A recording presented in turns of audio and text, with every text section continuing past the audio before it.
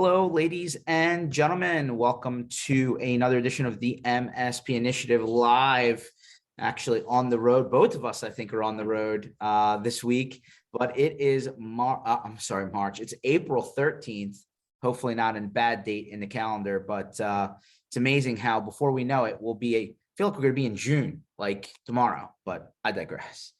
Some quick housekeeping rules or housekeeping that we go over, and then we'll get into the good stuff. So MSPinitiative.com, you'll find we've revamped the website, looks a little prettier. If you haven't seen it recently, so this session and every other session we've ever recorded will be there in both podcast and video format. You'll have our MSP Community Minds event coming up in August in Denver, so August 13th and 14th. Put those on your calendar. We've already scheduled a bunch of smart people in the room that will help basically bring more than a PowerPoint slide deck and bullet points that you forget when you walked out of a conference room. So you'll get more information about this shortly, but MSP Community Mind is going to be our one event to drive people to live, other than these parties, the community block parties. So we have one coming up in a little less than a month in Prague. So if you're going to the Enable conference, we're going to be doing a block party there.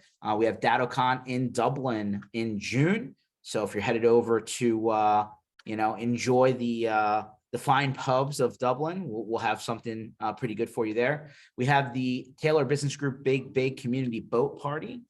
That'll be in Fort Lauderdale in the end of August. And then, of course, the big one that we always do at the end of the year in Orlando to close the year out. And if you missed the All-American Rejects, don't worry, we're going to have another band this year, and I promise it'll be definitely worth your while, although that one was pretty cool, I'm not going to lie. We have some community offers, so some companies around the channel are just throwing up some offers on our board. Feel free to check those out. And then lastly is our industry calendar, which is just us trying to put it all together, right, so that you know what's going on and you can use this for your own planning. And if you're missing an event here, feel free to submit it and we will try and get it on there for you.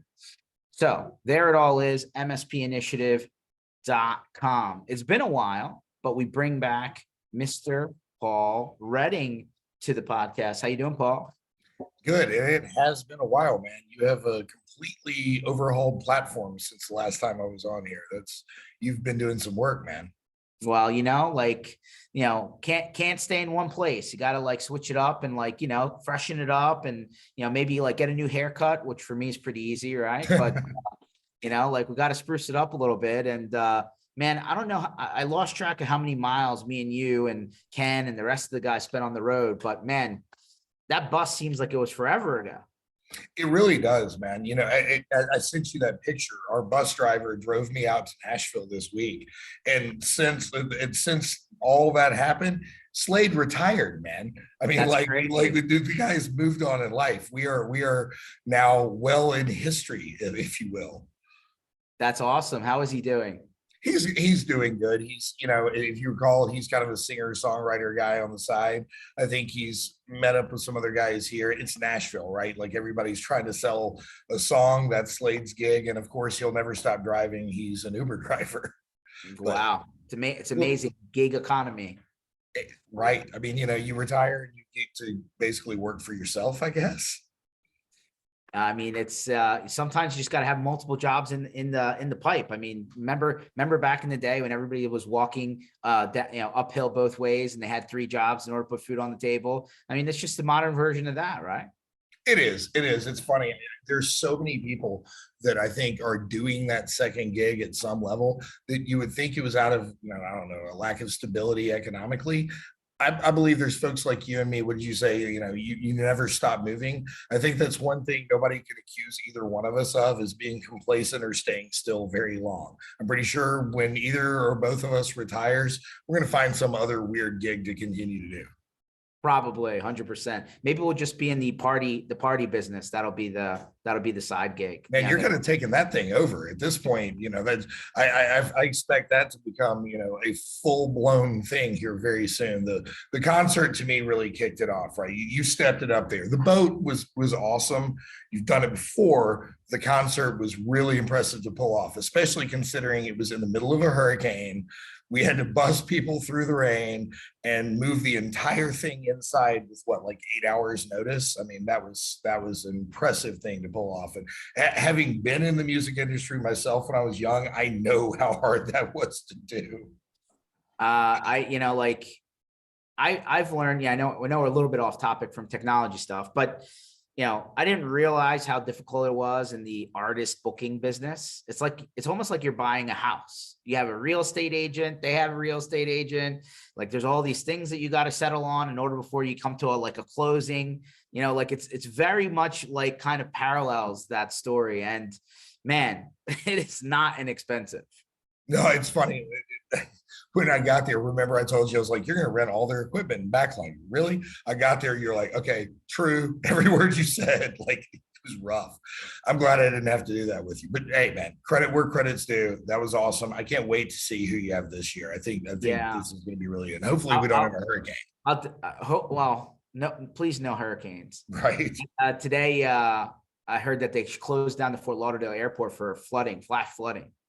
Really? They don't airport closings aren't really like a normal thing. It shouldn't happen often, but yeah, that happened today. So I guess Florida's interesting place. But anyway, yeah, that was definitely an experience. I'm looking forward to it. Maybe after this call, I'll shoot you over some of the band lists that we're looking at, and we'll take your opinion. So yeah, I'd love to see it.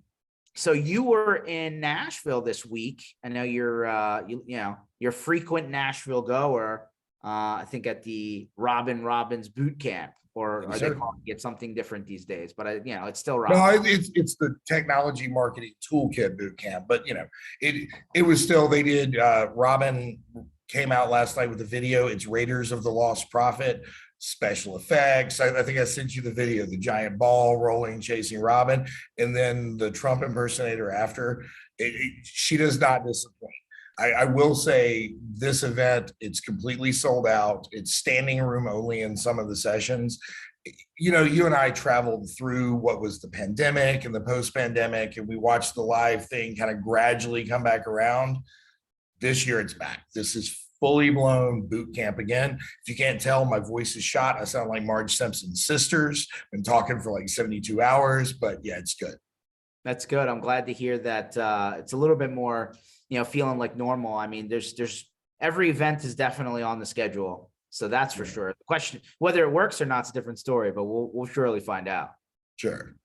Awesome. So one thing hasn't stopped moving, Paul. Like we always say, the same thing over and over again, expect a different result. Well, it's not that case in your part of the world, because compliance is not getting lighter. Frankly, it's getting heavier. And if it's not direct compliance, it's like compliance through some other avenue that kind of backs its way into your orbit, right? So the government surely keeps on deciding language. Sometimes they just post language and then decide later what the language actually means, which is very hard to follow. Where do things stand today, 2023, when it comes to the conversation of compliance? And there's so many of them, but maybe the ones that you are familiar with, where do things stand from a legal perspective or government regulation perspective? Well, you're right. The reality is enforcement on all avenues is increasing.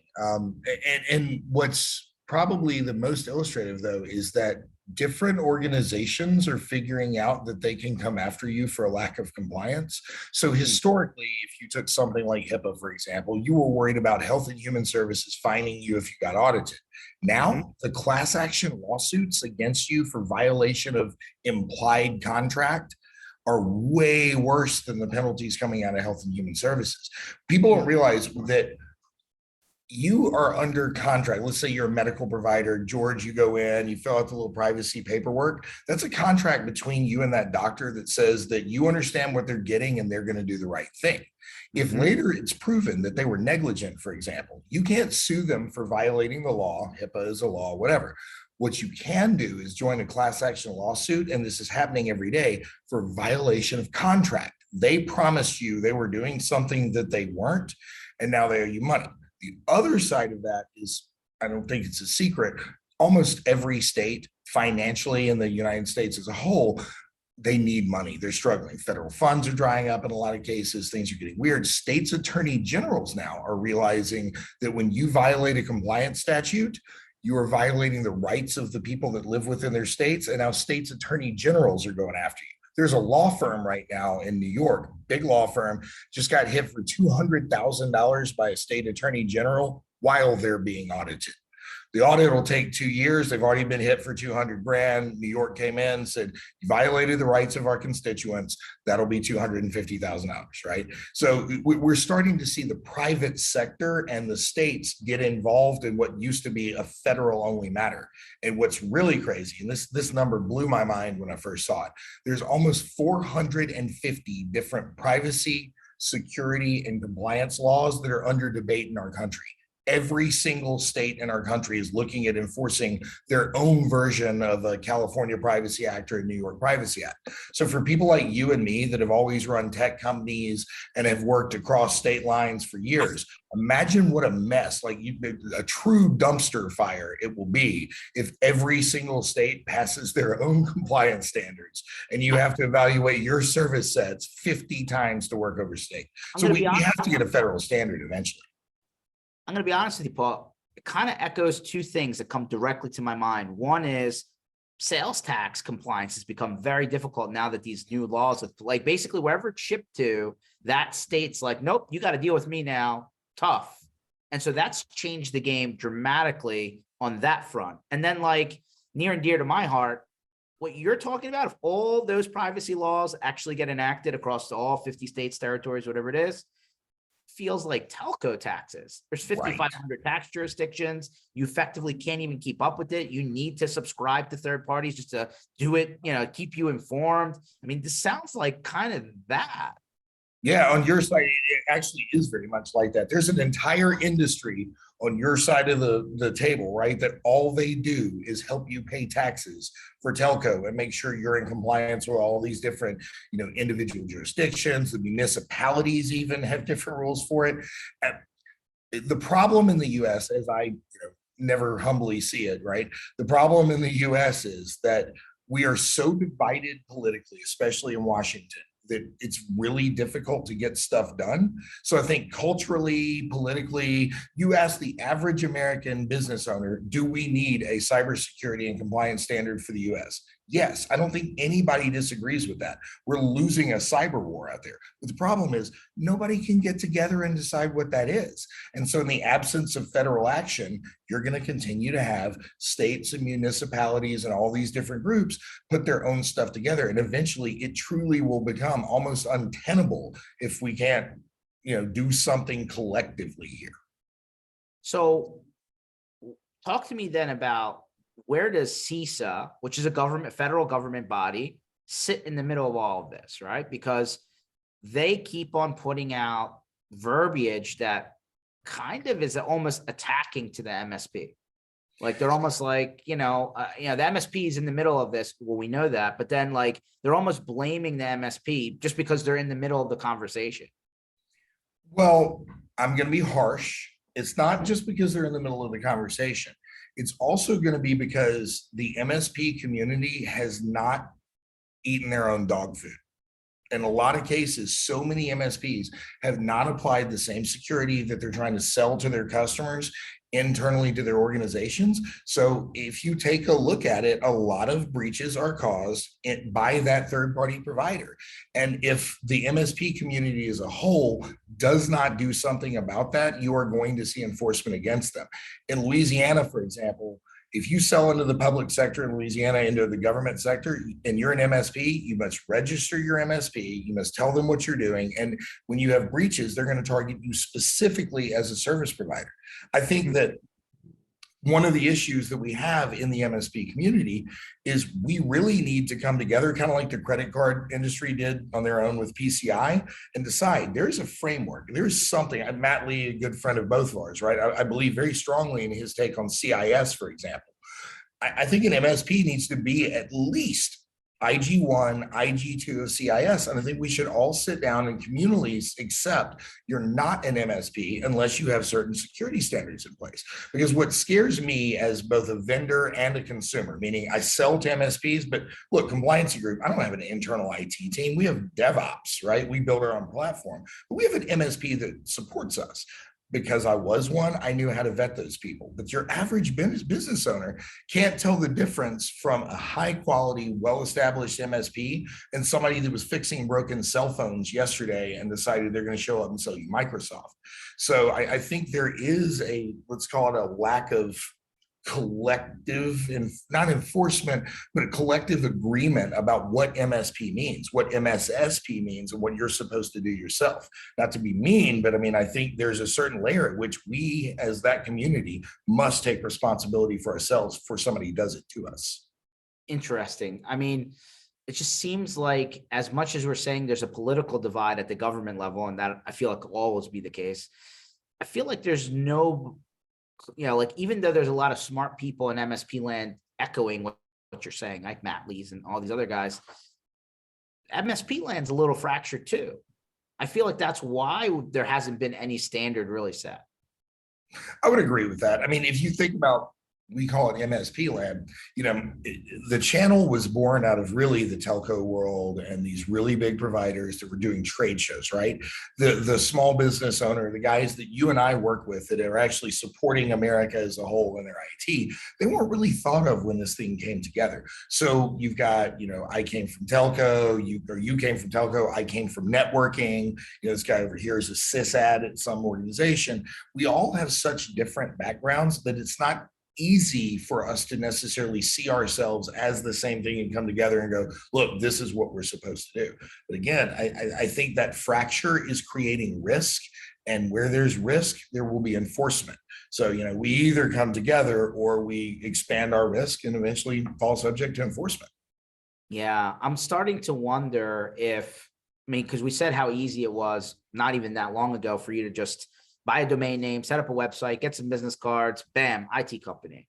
In other parts of the world, right, down in Australia, for example, or UK, where they've set this, like the government set a minimum standard where you can't even get cyber insurance without meeting the government, like 8, 9, 10 things that you have to do, right? And like you actually have to submit that paperwork before you can even apply for insurance. That hasn't quite made it here yet, but I think it's coming. Man, my wife has to have a license to cut my hair, right? But I don't have to have a license to take over your Office 365, all of your servers, all of your data, everything you've got, the keys to your kingdom. I need nothing in order to do that. You hit on something though. I think insurance is going to change that, right?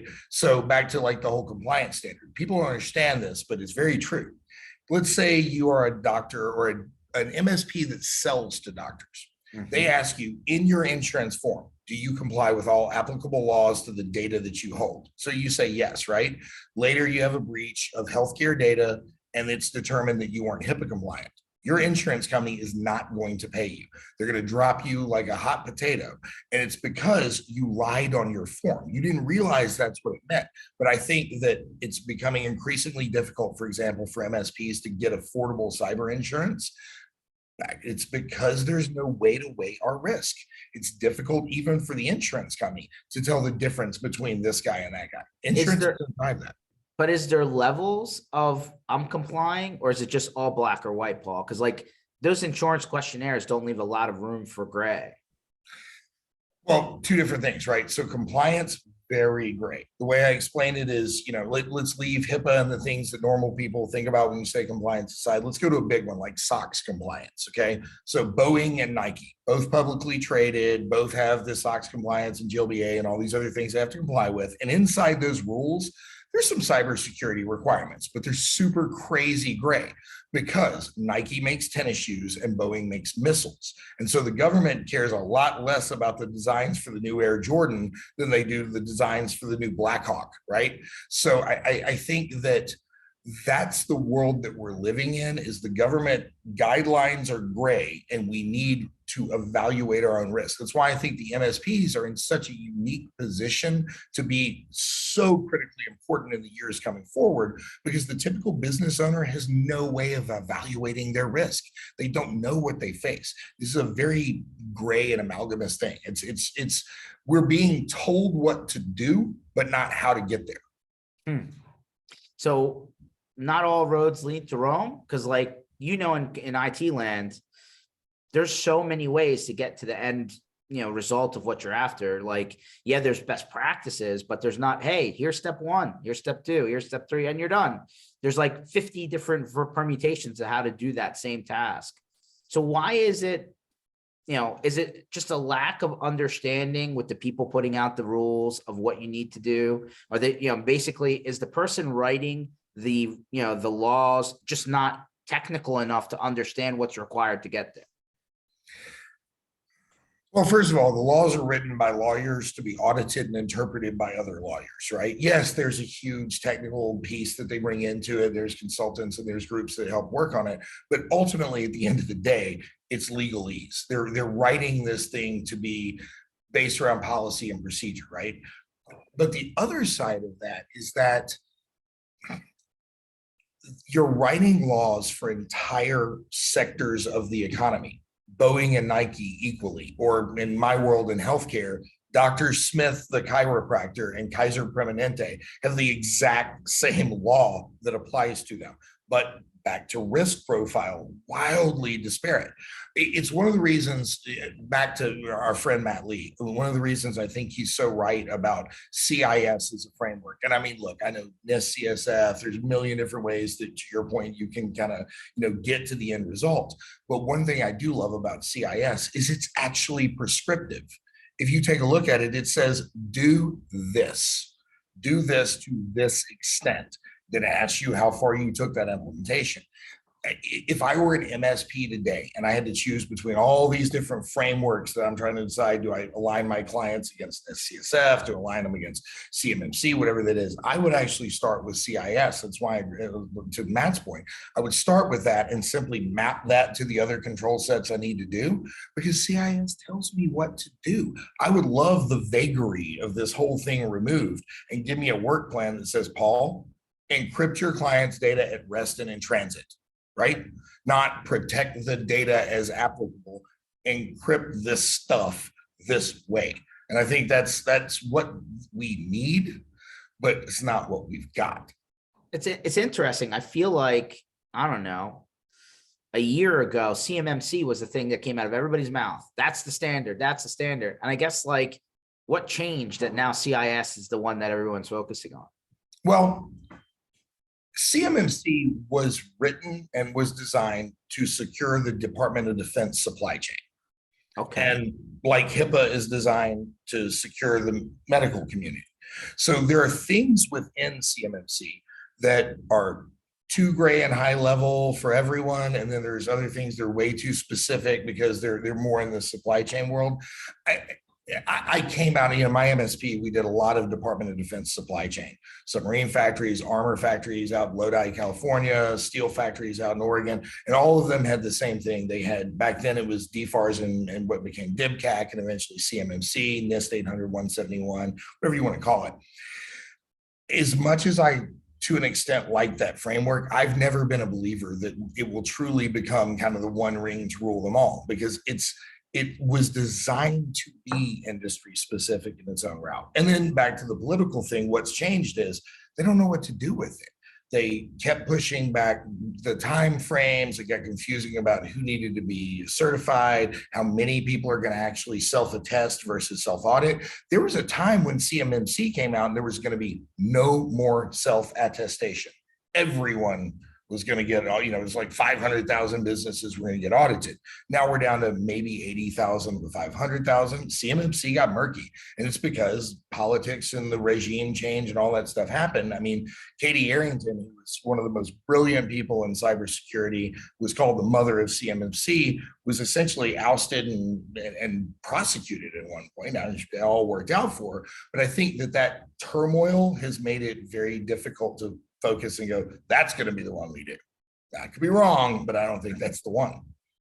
I looked into CMMC for a couple of our clients, and when I got to the bottom end of the rainbow, it was really NIST 800 171. 171. Is that? Mhm. Yeah, it's NIST 800 171 is what it really was. Right. CMMC is certifying your compliance with 800-171 essentially, right? And it's changed into a couple of different iterations. It started with 5 tiers, and then now it's down to 3.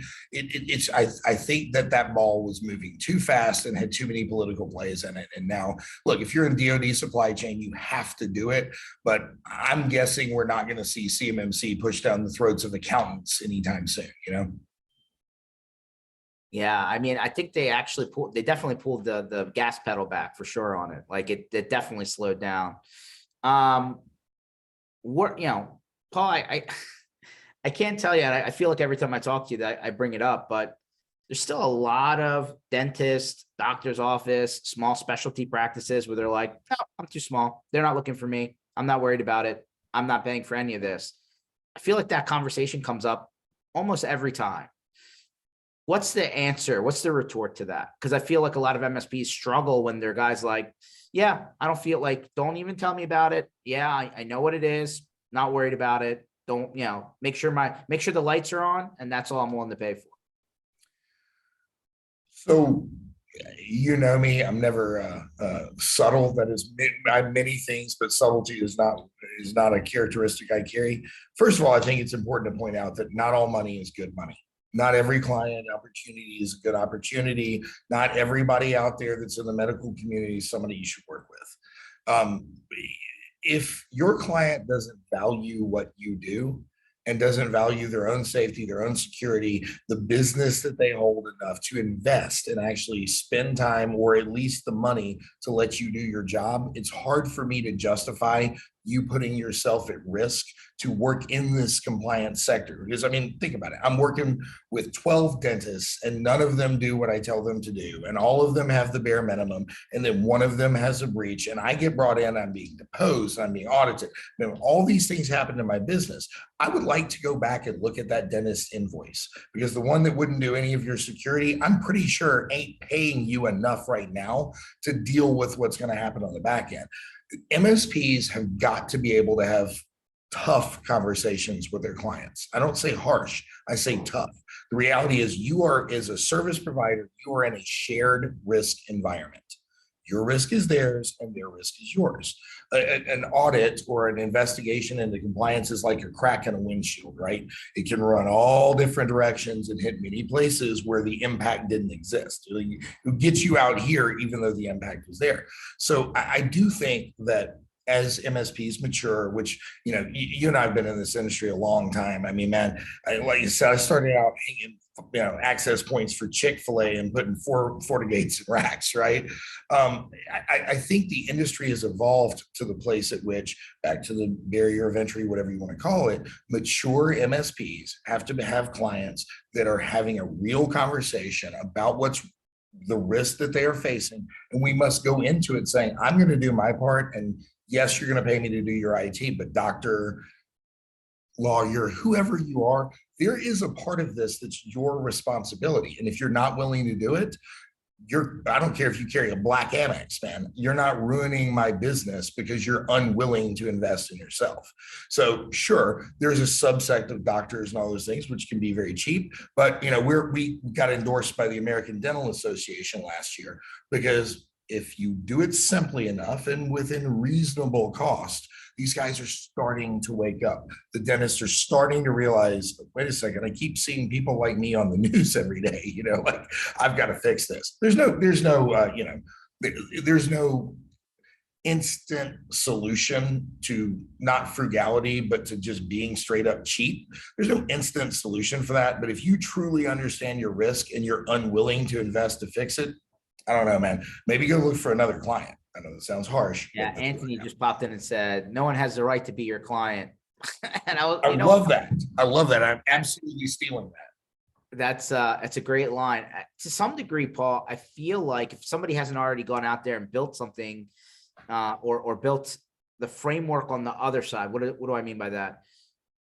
If the MSP decision maker, business owner, deal signer has to weight the risk profile of the end customer before they adopt the liability that comes along with taking that customer on, it's almost like a credit score, right? It's almost like I'm taking the same thing and applying it now to the other side, saying, hey, you're a 400 credit score. I can't work with you. Corporations are starting to look at our credit scores before they hire us, right? I mean, just at a human level, there are many corporations that pull your credit score before they bring you in. Why is that? Look, I'm pretty sure if you have like a 630, 650 credit, you're probably still getting the job, right? Like it's not great, you get a little debt. But to your point, if you have a 400 credit score, there are a lot of people that are not going to hire you because there's something in the back end there that says you are either completely willing to take crazy risks or you're not willing to take responsibility for the things you did in the past. Mm-hmm. So I wish there were a way to credit score a client, to risk score a client that we can all agree on, because the problem is I have one way of doing it, you have another, Matt Lee has a third, right? If we could just score everybody on the front end and say, I'm not going to work with somebody below 6. Right? Like I'm not going to, and if I come in and you're a 4 and you're going to pay me what it takes and allow me to do my job and bring you up to 7 or 8 or whatever, that is great. But these guys that want to live in the 5s and below land and their whole thing is, it's never going to happen to me. I mean, I had a scary moment earlier today. I almost got run over by a car. Bizarre, dude. I'm in the South. There's a crosswalk, but I live down here and I know people ignore those. Car stops. I go to walk through. Somebody ran around behind them, like cut around 50 miles an hour, almost ran me over. I don't think I'm ever going to run over by a car. And I don't start my day with that consideration. But you know what I do? The whole time I'm walking through a crosswalk that says I got the right of way, I keep looking that direction because I know where my risk is coming from, right? I think that's the way it's got to be. That's a great analogy, but well, I'm glad you didn't get run over, Paul. Yeah, me too. Me too. You were about to be talking to yourself here. No, well, let's not do that. Like, let's keep Paul alive.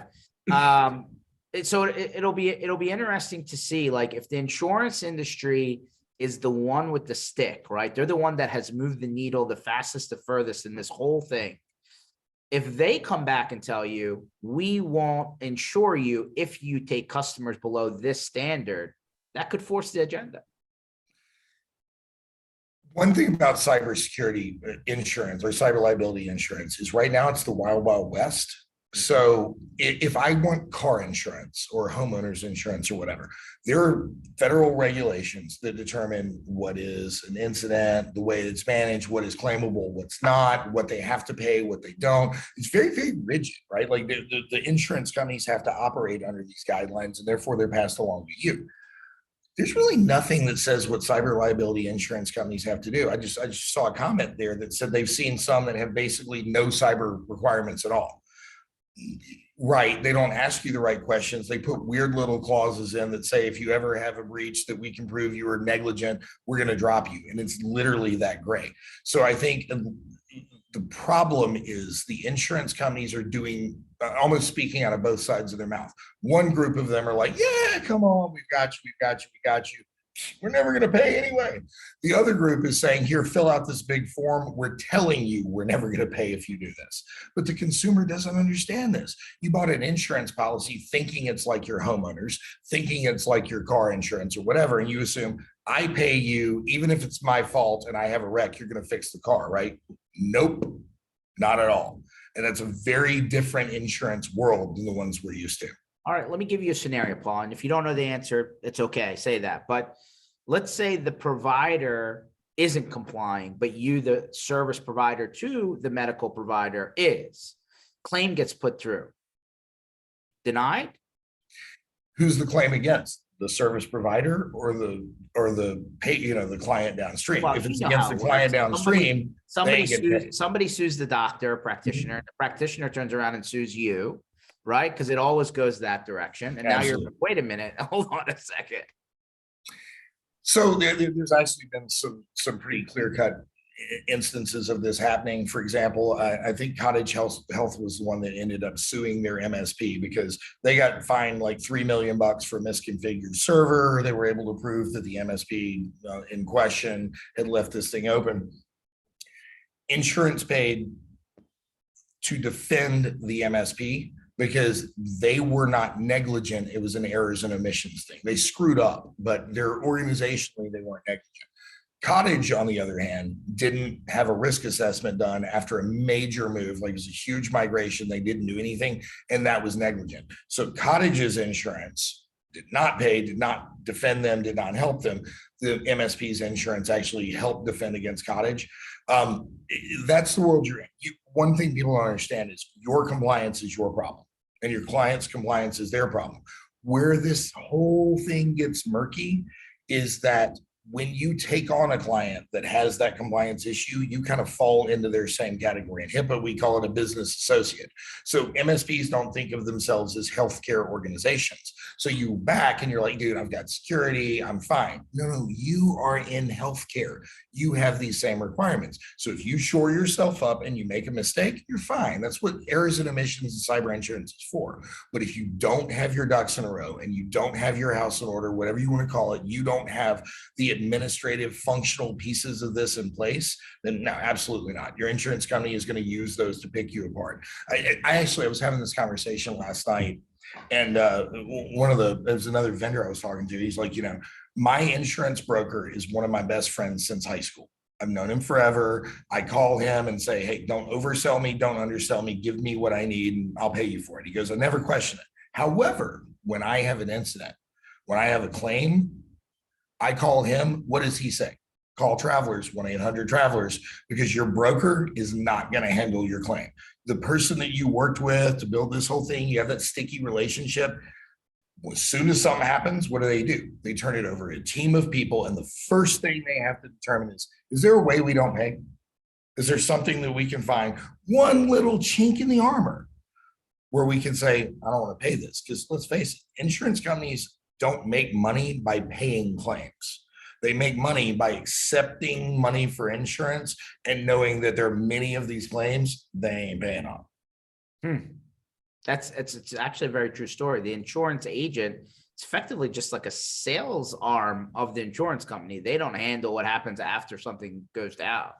No, and they make you feel warm and fuzzy, and they tell you how great the coverage is, how few claims get denied, and all that stuff.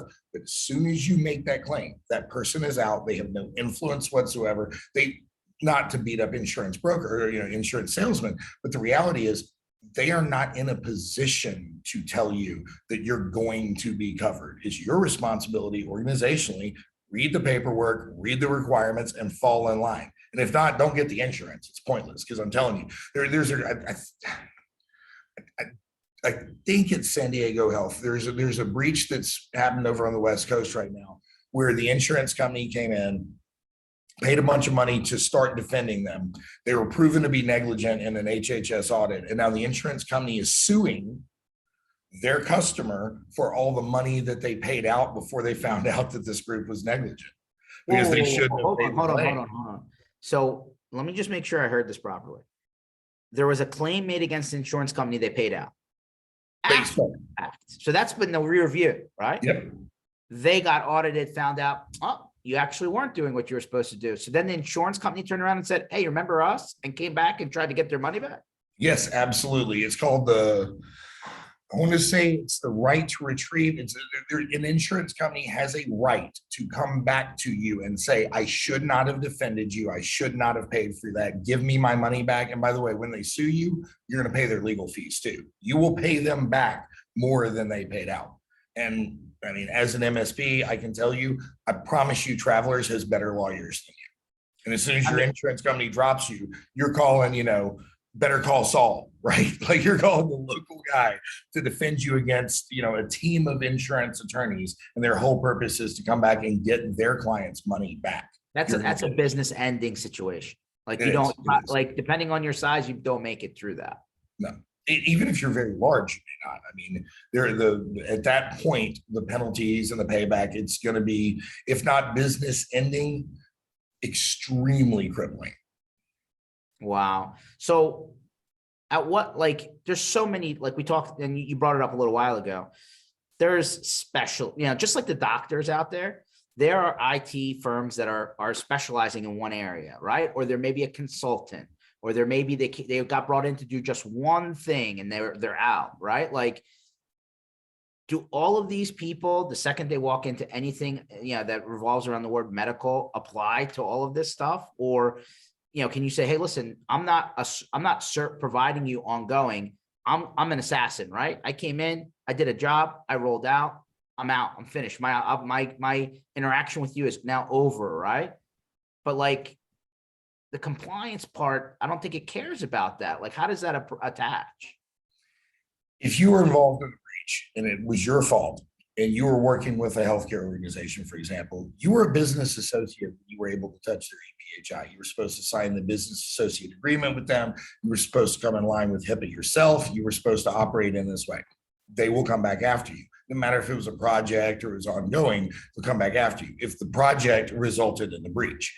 As a day-to-day provider, Health and Human Services breaks businesses into three categories: small, medium, and large. And so they have guidelines they're trying to provide for, different layers of security at each level. One of the things they say in those guidelines is managed service providers, and they meant medical, but now it's been expanded to IT. If you're a managed service provider, you can't be less than medium. You can't be a small business. And MSPs, it hurts them because you and I both know how many MSPs there are out there. They're 1 to 6, 6-person shops. They view themselves. Oh yeah, a ton, right? And they view themselves as small businesses. The problem is, let's say I have 3 employees and 9 clients, and 4 of them are medical. That means I have 4 times the risk of any one of those medical providers.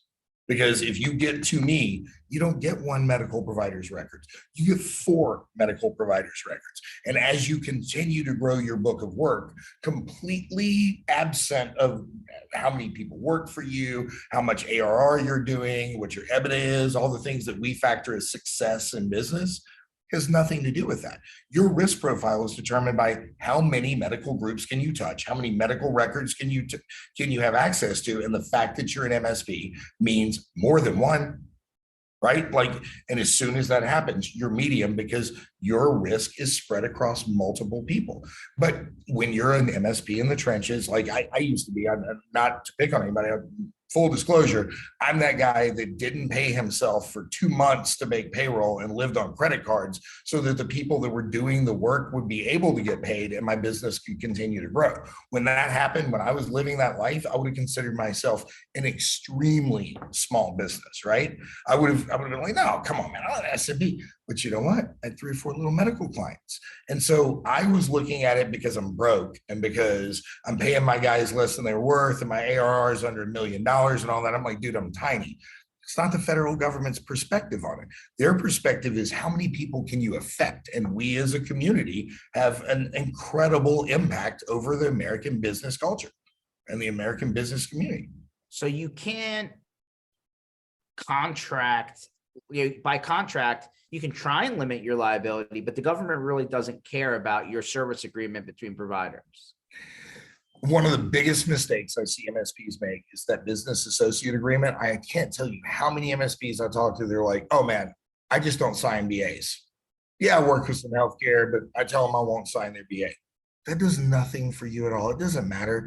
The BA is to protect the doctor. You not signing it has no limitation of your liability whatsoever. You might as well sign it. As soon as you accept their check and you log into their systems, and you have access to one piece of EPHI, you're on the HIPAA bus or you're in the compliance environment.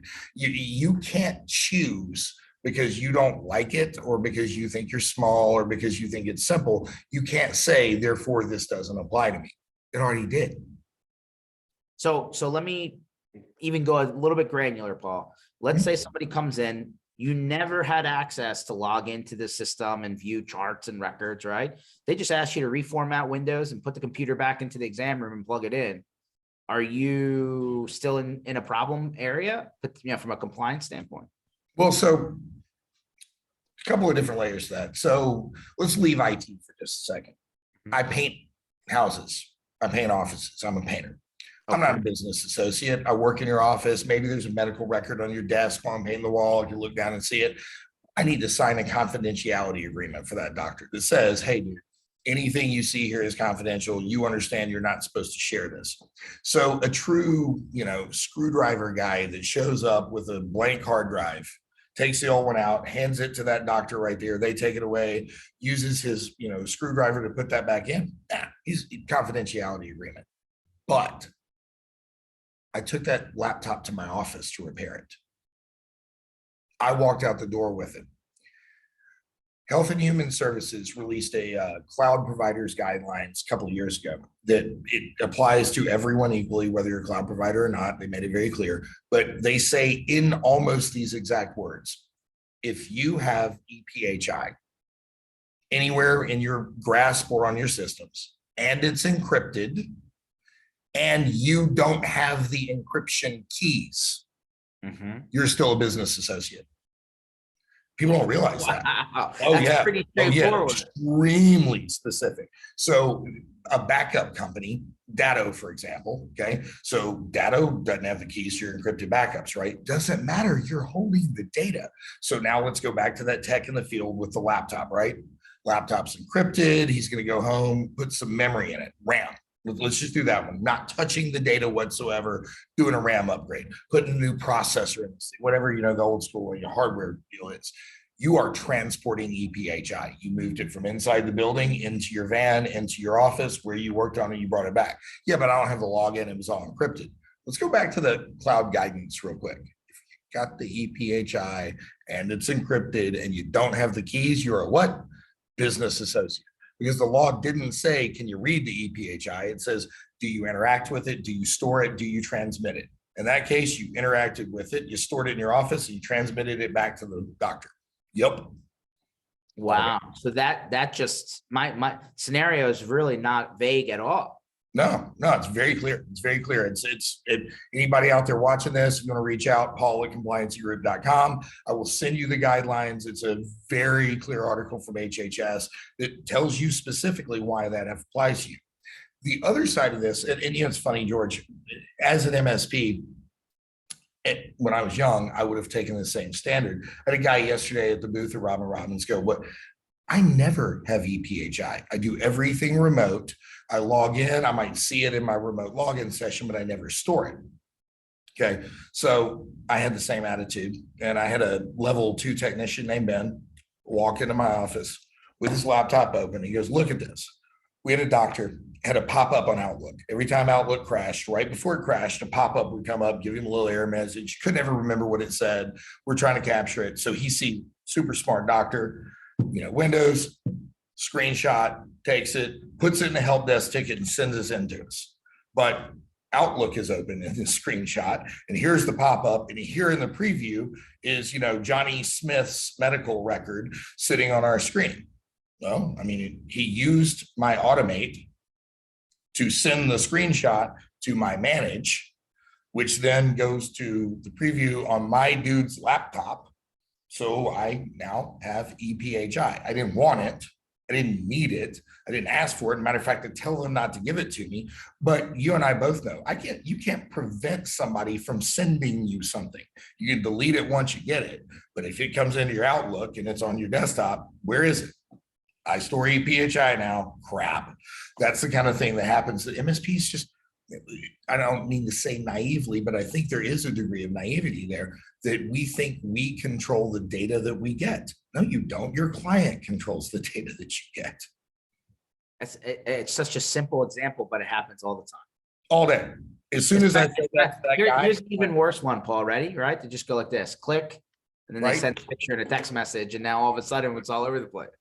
The first business associate that I'm aware of that was ever fined under the HIPAA law was an MSP out of Philadelphia, your hometown, that got fined like $1.5 million for a stolen cell phone. Unencrypted stolen phone at the end of some project. I have no idea why your tech would do this, but they end up with a bunch of EPHI on their phone in the form of pictures of screens during like a checkout. Goes to a bar, sets his phone down, phone gets stolen. his MSP did not have security policies in place. They hadn't done any of the risk assessments according to HIPAA, and they didn't have some kind of bring your own device policy that said, hey man, you can't do this. You can't use your personal phone to take medical records off of my client's stuff for any reason, for any purposes. I don't care what it is. You can't do this. Without that policies in place, $1.5 million fine for that. So it now the level of, we always think life cycle management, Paul, from a technology standpoint, isn't really super important, right? But like, even when it's the 2-year contract's up and you got to switch your cell phones out, you almost need to be able to show, hey, my data was completely wiped, or I shredded that drive, or I destroyed the data somehow, or else pretty much you leave the door open for somebody to come back way later and say, well, show me what you did. Encryption's like that. So you've got 50 computers, you turn on BitLocker on all of them, they're all encrypted, right? You have a breach later, one of them got stolen, it's gone. How do you prove that device was encrypted? I know your policies say it, but how do you prove it? Mm-hmm. That's why I use managed encryption, right? Like I used a tool to enforce this so that I can have screenshots and historical proof that this is in place. There's a 94% failure rate under audit from HIPAA. 94% of businesses that have been audited have failed over the entire history of time. People don't fail all those audits because they're doing nothing. It's because they're doing something, but not all. And even what they were doing, they couldn't prove they were doing when the thing happened later. That's why I believe that most businesses that are in these compliance-driven organizations or in compliance-driven sectors should be using a third party, if nothing else. Even if you're completely internally IT, I would have a third party do my risk assessment. I would have an MSP or an MSSP come in and run my scans and do my risk assessment and take a look at this from outside. I would use a third-party tool, when self-serving or not, to validate my compliance so that when they come and ask me, my answer is not like, yeah, man, I got some spreadsheets in a folder and I check. I do the work and I grade my own test. That's a really hard thing for the auditor part of your brain to accept, right? And you never lie, right? You did all the work, you graded your own test, and it's impossible you lied. Something that we haven't touched on that I think a lot of people aren't aware of that goes right into this conversation is the False Claims Act. So historically, until really 2021, 2022, the False Claims Act has been in place for a very long time. It was primarily focused on the DoD supply chain. It basically, in a nutshell, in layman's terms, says if the federal government gives you money under certain stipulations, and you say that you follow these guidelines and do it, and later it is proven that you were lying to get that money, they can come take roughly 3 times the amount of money they gave you back, and whoever rats you out is a whistleblower, and they are eligible for 20% of all recovered funds. Okay, so in the world I came from, in that DoD space, that means a big factory gets 90 million bucks to build out the factory. They're working for Raytheon or whoever they're working for. They lie about being in compliance with NIST or CMMC. It's later proven they're lying because their IT guy rats them out and goes, these people haven't implemented any of these controls. The IT guy got rich. You pay all your money back and your business collapses and the government owns it. But now that's being applied to healthcare. They've added $71 million to the false claims enforcement side to say that there are other sectors beyond this that we give money to. So there's a thing called meaningful use, macromeps. It's where you were moving as a healthcare organization to a more modern electronic records kind of an environment. So they gave you tax breaks and incentives. They gave you money to modernize. But the stipulation was every year you're going to do a risk assessment and show us that you're in line with these guidelines. If later, and this just happened to somebody, if later it turns out you were lying, the nurse that rats you out, 20% of all recovered funds, every dollar they've given you, they're going to take roughly 3 times that back. Now you are broke. And if you're not broke, here's the most it's the sourest part of this. You can't even fire the person that ratted you out.